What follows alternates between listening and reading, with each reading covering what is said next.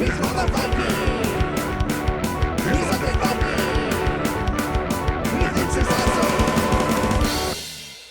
everybody, this is me, the Undead Viking, and this is Xenofera. Xenofera is a card game in which each person is going to be playing a galactic animal hunter.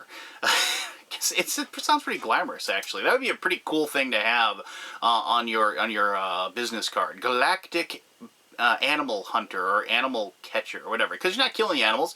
You're actually you've been sent out by your employer to go out and collect the greatest menagerie of cool space creatures that are out there, and so that you can bring them back, and then your employer then can show off and show everybody like their awesome zoo that they have of all these different animals and what have you that are from all these different planets in the universe.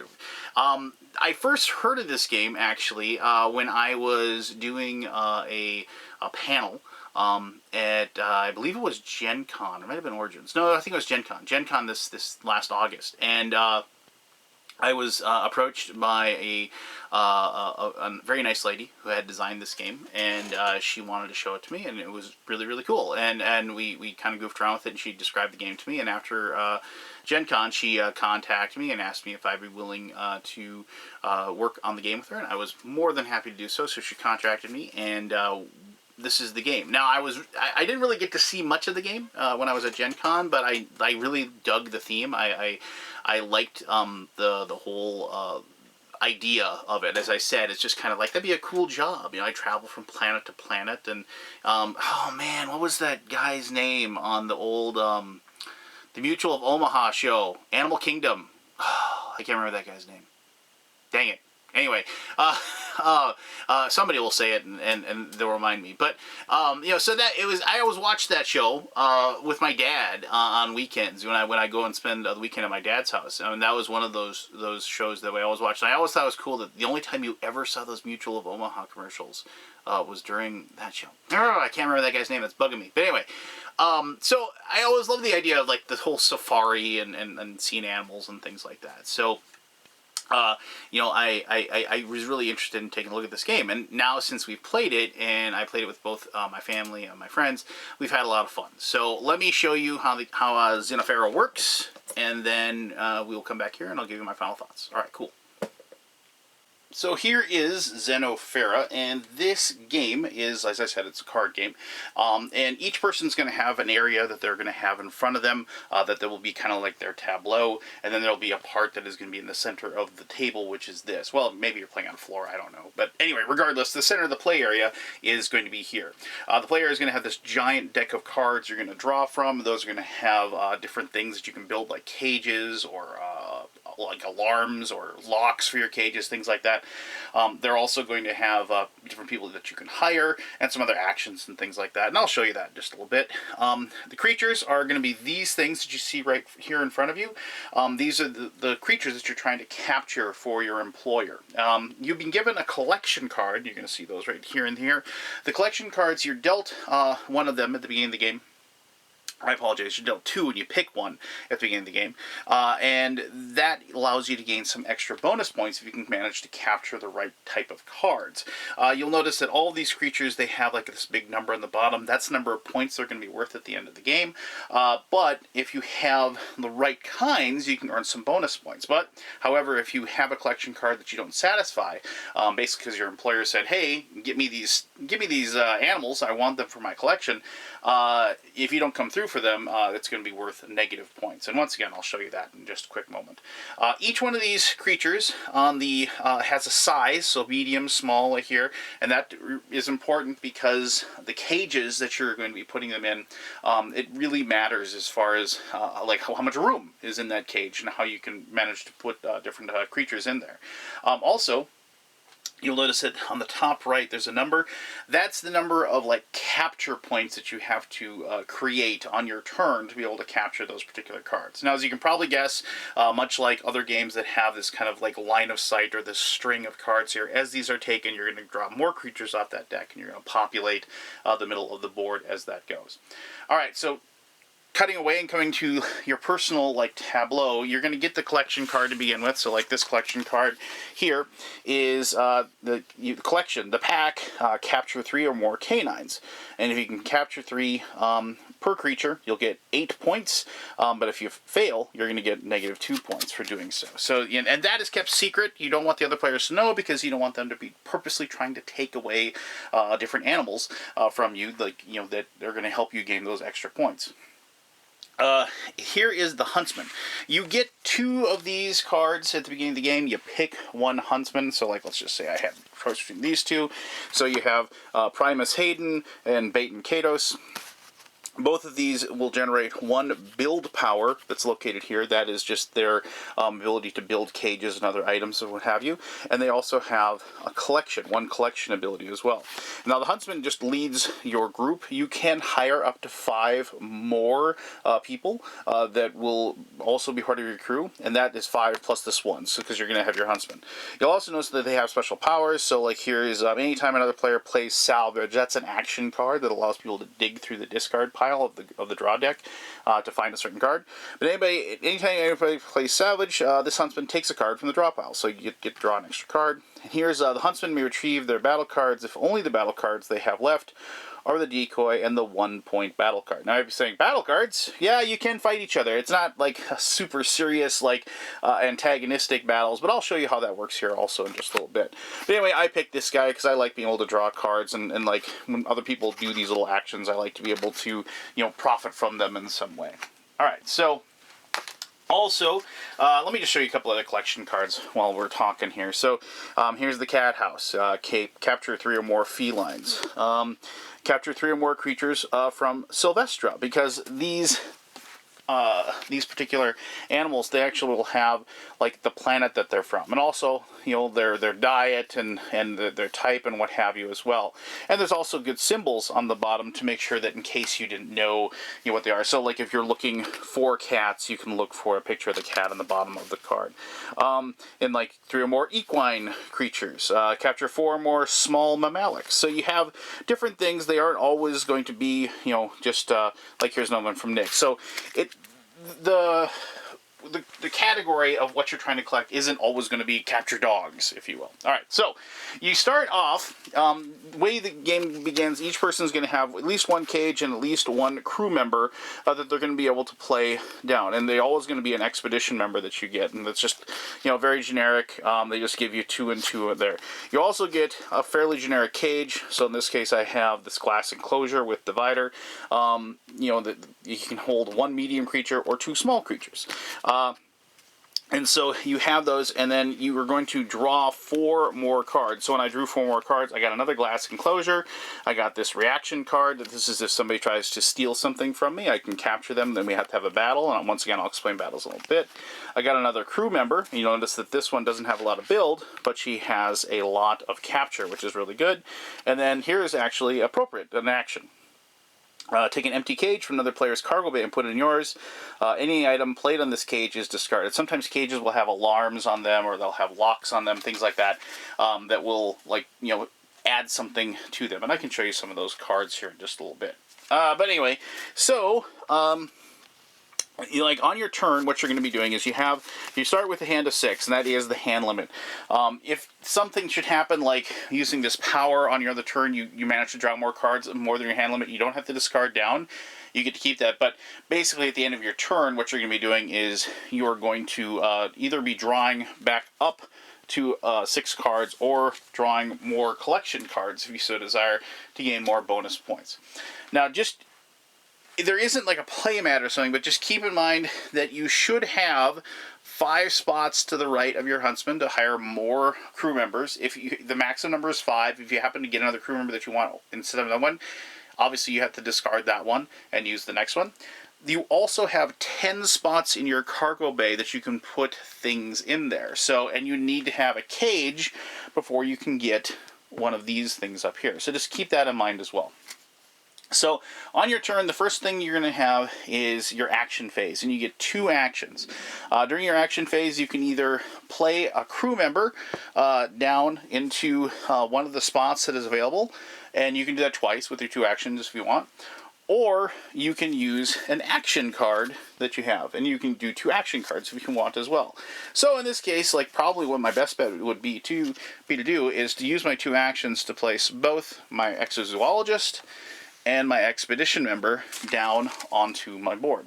So now I have these 3 people, and they're available to work for me, and I can use them during the next phase. The next phase is the build phase. The build phase is where, obviously, you're going to be building things that you have in your hand, so you're able to, probably get cages, for example, so you can get more creatures in there. So during the build phase, you tap, I shouldn't say tap because, you don't want to get in trouble, but rotate the people that you want to use to do your build. So you're going to look at, and I would have to use all 4 of my people to be able to build this cage, because it has a build value of 4 up on the top. So I'm going to have to do that. I mean, I'm not going to be able to capture anything this turn, but I can go like that. I generate 4 build, and I can put that cage down there. So now that is available for me to be able to, next turn, I'd be able to use that to capture one of these creatures that is up there.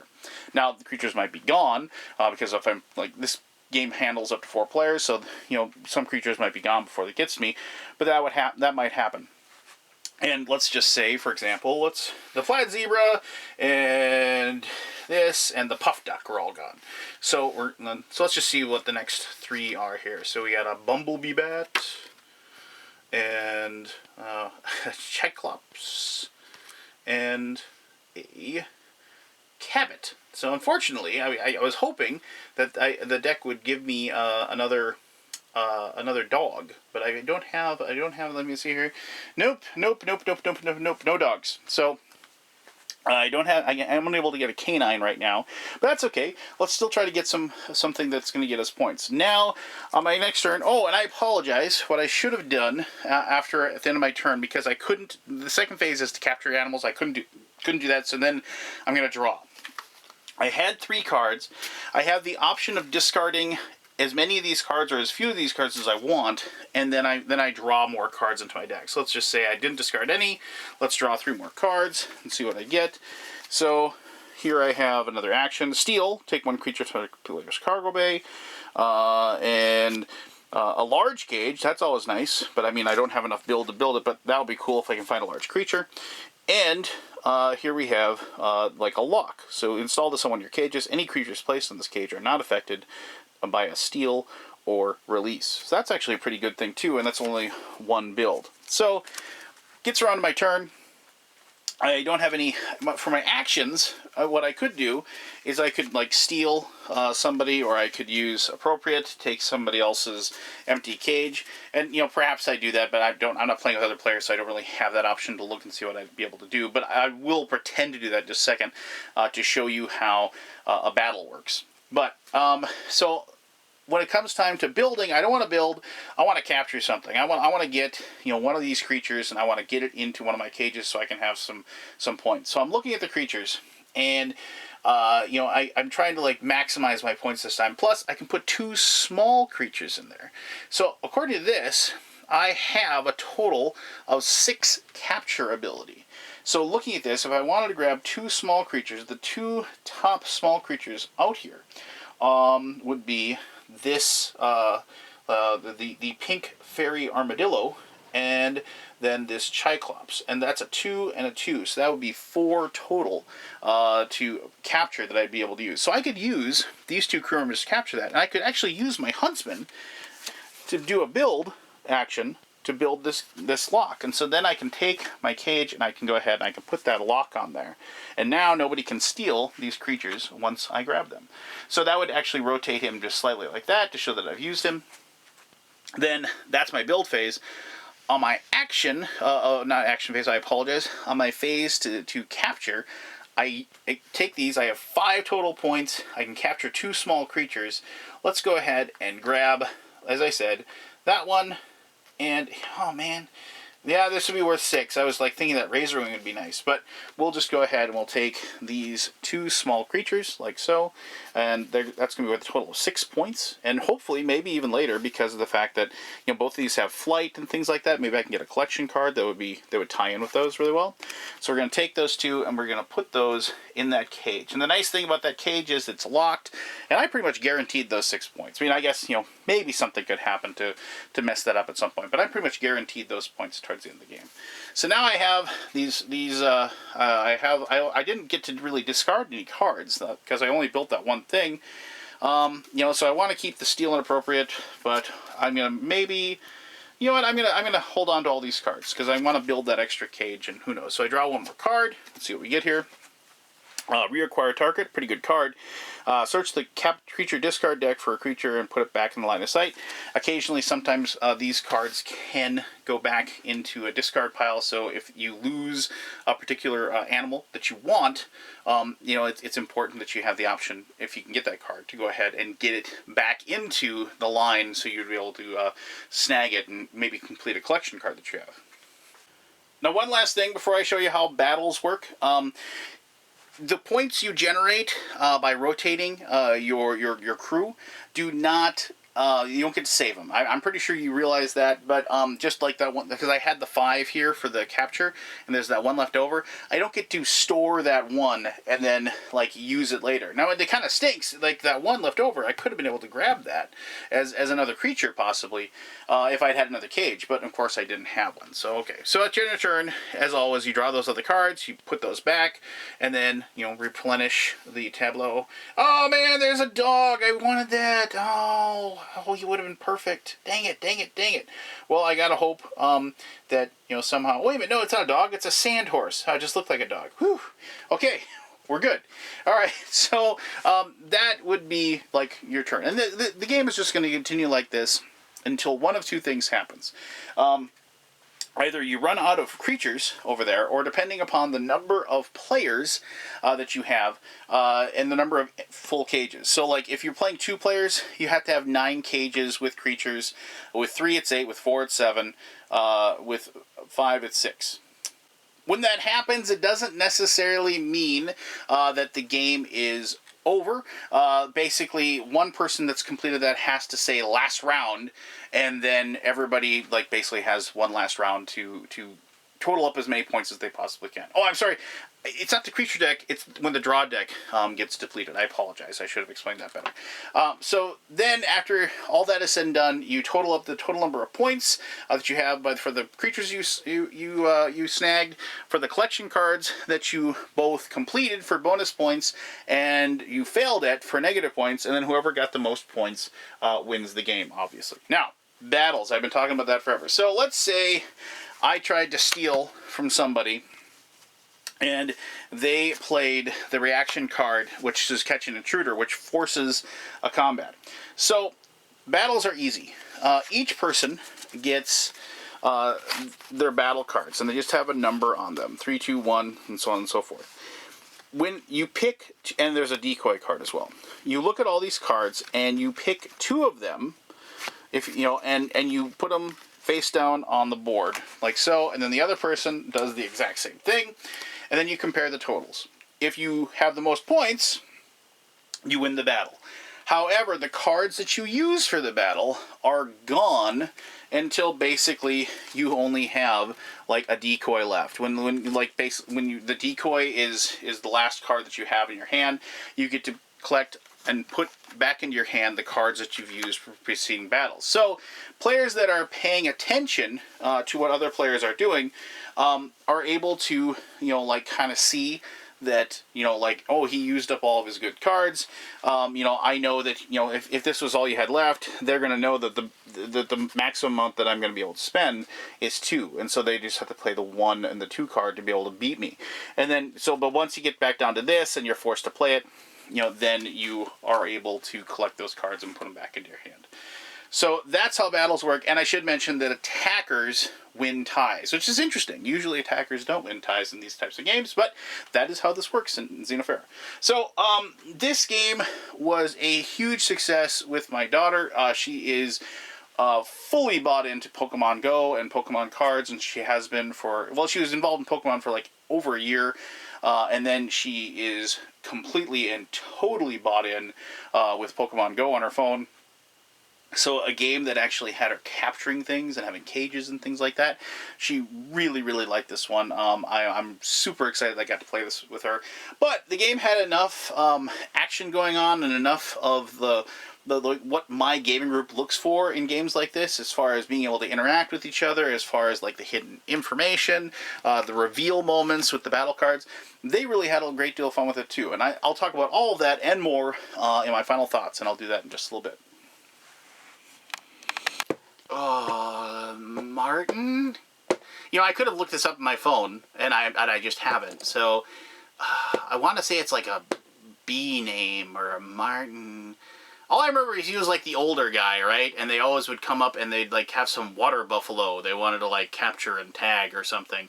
And they'd always send like the young guys in there wrestling with this thing. And after they finally like got it down, the older guy on that show, Animal Kingdom, he would come forward and he'd tag the ear or whatever. You know, he didn't really put himself at risk. But hey, you know, it was his name on the thing, and so, you know, I'm probably gonna have to go read the whole Wikipedia page on that one when I leave here. But anyway, sorry, that was Xenofera. So as I said, my daughter adores this game. She mostly she just loves going through all the different creatures. My son really likes looking through these and he thinks they're just hilarious. But then again, he turns 5 in just a couple of days. And then like here, just so you know that canines do exist. We didn't find one, so there's that cool fox there. Capture that, get your bonus points, whatever. So what do I like about the game? It has all the elements, as I said, of games that I like about this. It has the giant deck of cards that you go through, which is really, really fun.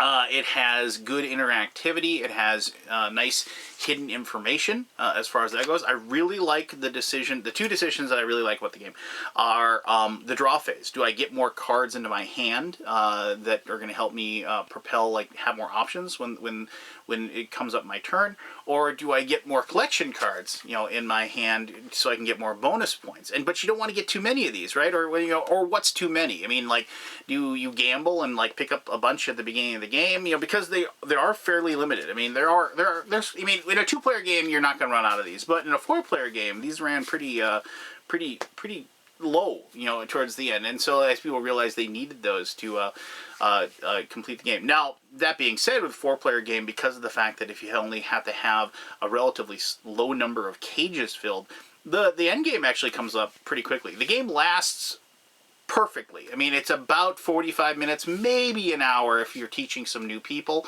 But even 4 players, the game wraps up pretty quickly. And I do find that this is a really, really good game to play when everybody was like, what should we play? I don't know. And then like you just, you don't really have a ton of time to play like a 2.5, 3 hour Euro or anything like that. Or, you just maybe not in the mood for a big giant dice chucking fest, which does happen, strangely enough, with my game group. So, but what this game is it's challenging enough that I can introduce that my normal gaming group actually enjoys it a lot. Just like I said, because it doesn't rely totally upon the mechanisms of the game to propel yourself forward. It actually relies as well on like people messing with other people and debilitating them and impairing their journey towards victory. That it adds a lot. Everybody's kind of focused in on the game. Now, I mentioned the 2 decisions that I'm circling back. The second decision that I really, really like is, like the different, because of the fact that all of your crew generate a certain number of resources each one, and so you have to kind of like, wait, do I capture or do I build? And the fun thing about this game is that you do kind of have to, do I want to just start capturing stuff as quickly as possible, or do I want to spend a few turns, building up my spaceship, building up those cages and the resources and things like that. And so you do have this kind of balancing act that when I find those in games, I really enjoy that. Because when you have balancing, when you have like where you're trying to decide what's the most important thing to do at that particular point in the game, that's when the tough decisions, that's when like you have the decisions that are meaningful and interesting occur in the game. And without, I had a friend of mine mention that games for him come down to how many meaningful decisions he has to make throughout the course of the game. And if there aren't a lot, then he doesn't enjoy the game. And I'd have to agree with that a great deal, actually. So there you go. And like I said, meaningful decisions makes for fun, and this is a fun game. So that's Xenofera. If you have any questions about it, please ask away. I'll be happy to answer those as best as I can. As always, thank you very much for taking the time to watch this video. And until next time, I'm the Undead Viking, telling you to have yourself one heck of an awesome day. All right, bye-bye.